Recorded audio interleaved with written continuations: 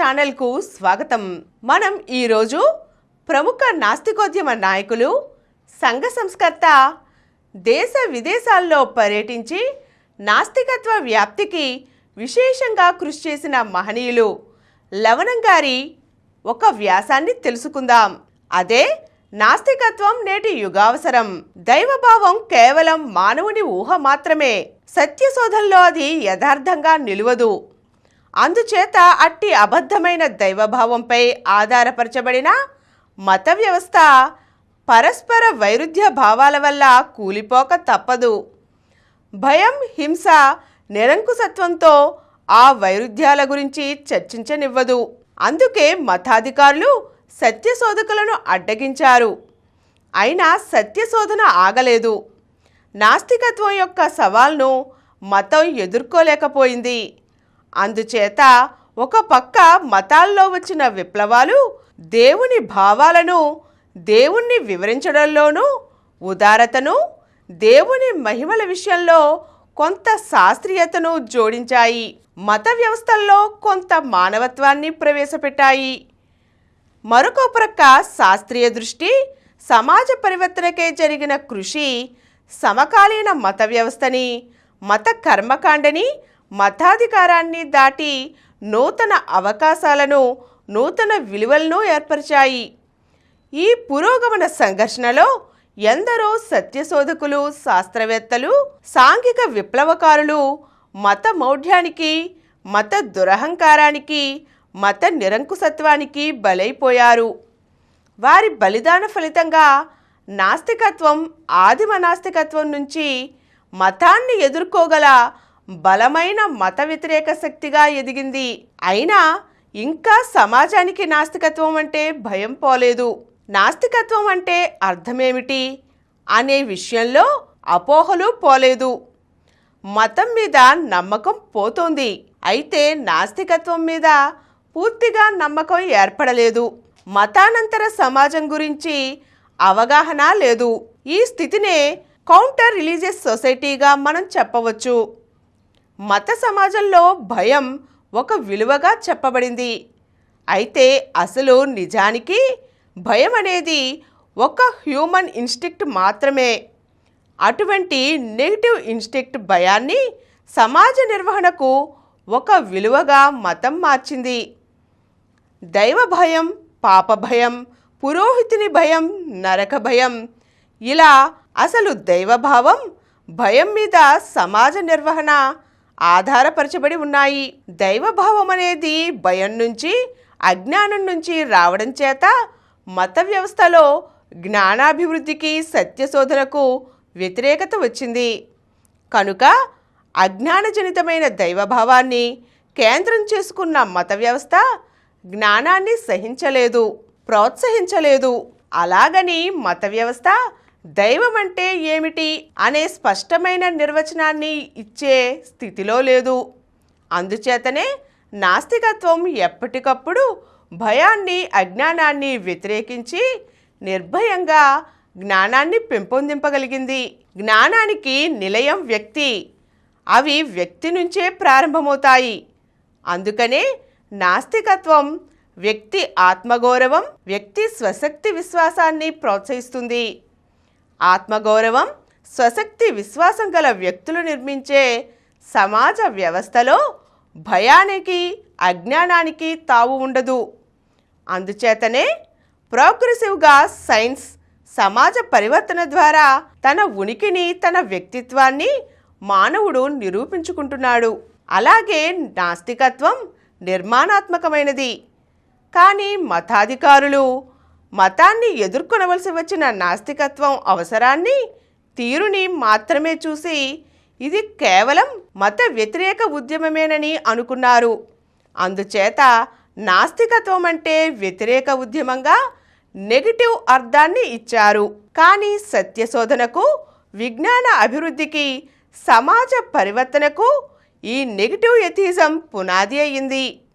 పాత భావాలను, ఆచారాలను, నమ్మకాలను, పాత వ్యవస్థలను వ్యతిరేకించడం ద్వారానే సైన్స్, సమాజ పరివర్తన ముందుకు సాగాయి.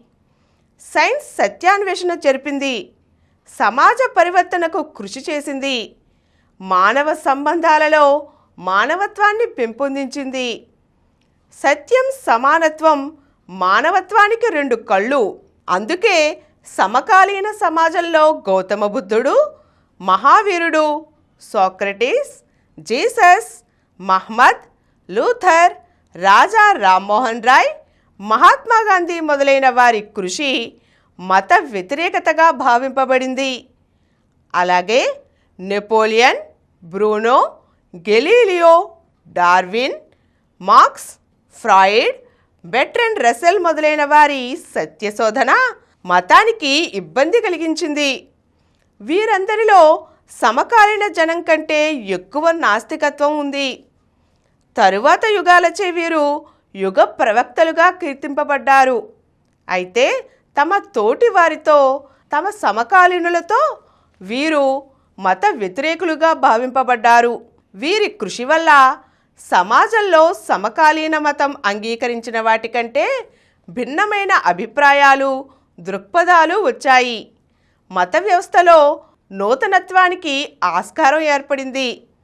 మతం ఇచ్చిన దాన్ని స్వీకరించి అనుసరించాలనే భావం తగ్గింది. ప్రశ్నించే తత్వం పెంపొందింది. అందుకే నాస్తికత్వ చరిత్ర మానవ నాగరికతాభివృద్ధి చరిత్రగా పేరు పొందింది.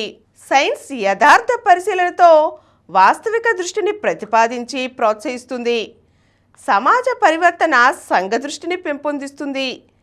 వాస్తవిక దృక్పథం, సంఘ దృష్టి, ఆత్మగౌరవం, స్వశక్తి గల నిర్భయమైన వ్యక్తుల ద్వారా నాస్తికత్వం మతాంతర సమాజాన్ని నిర్మిస్తుంది. దైవం వాస్తవిక దృక్పథంతో జరిపే యథార్థ పరిశీలనకు నిలవదు. కనుక దైవభావం మీద ఆధారపడ్డ మతం వాస్తవిక దృక్పథాన్ని ప్రోత్సహించలేదు. అలాగే భయం మనిషిలో పరస్పర అనుమానాన్ని, సంకుచిత దృష్టిని కలిగిస్తుంది. ఈ విధంగా భయం పరస్పర ద్వేషాన్ని, హింసను ప్రోత్సహిస్తుంది. కనుక భయాన్ని ఎక్కువగా చేసిన మతం సంఘ దృష్టిని ప్రోత్సహించలేదు. వాస్తవిక దృక్పథం, సంఘ దృష్టి, వ్యక్తిత్వం ప్రోత్సహింపలేని మత వ్యవస్థ మానవులను కలిపి ఉంచలేకపోతోంది.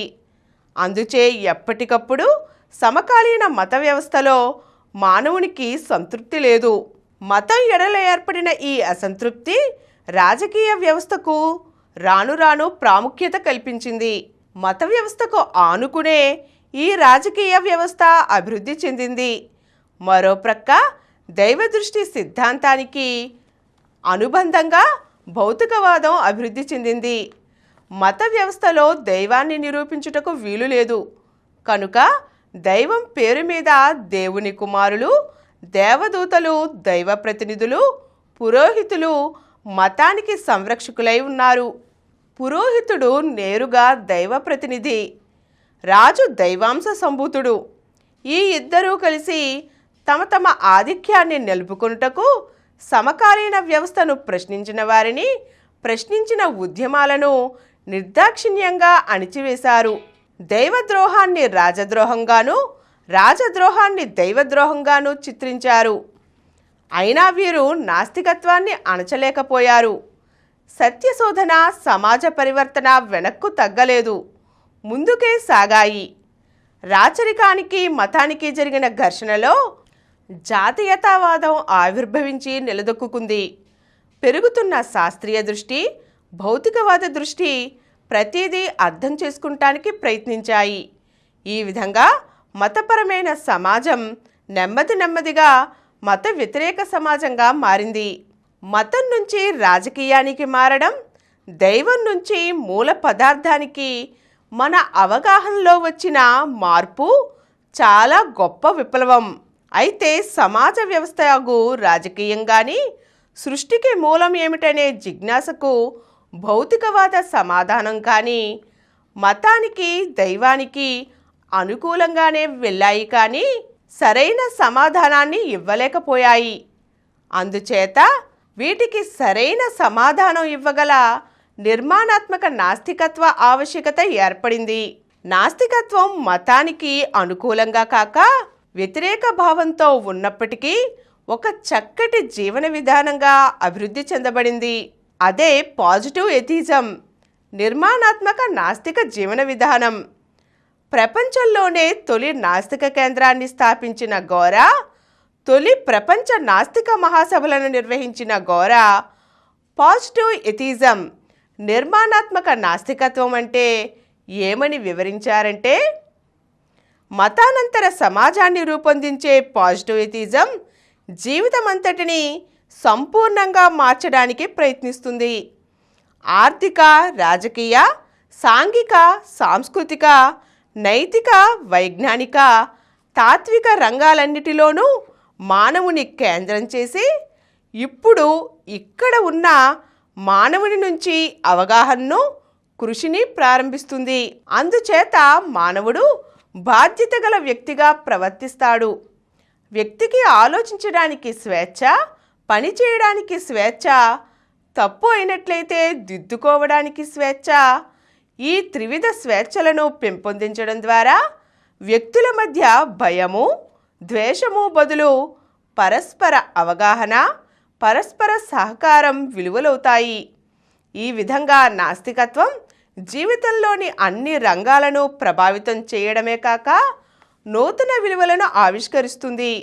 సైన్స్ శాస్త్రీయ దృష్టితో నిర్మింపబడిన నిర్మాణాత్మక నాస్తికత్వం నాగరికత అభివృద్ధికి, సమాజ అభివృద్ధికి మూలమవుతుంది అని గోరా గారు వివరించారు.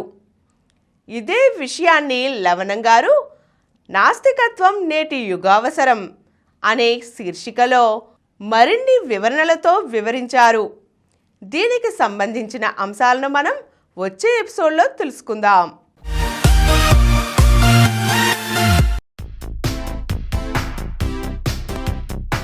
ఈ కార్యక్రమం మీకు ఎంతో నచ్చింది కదా.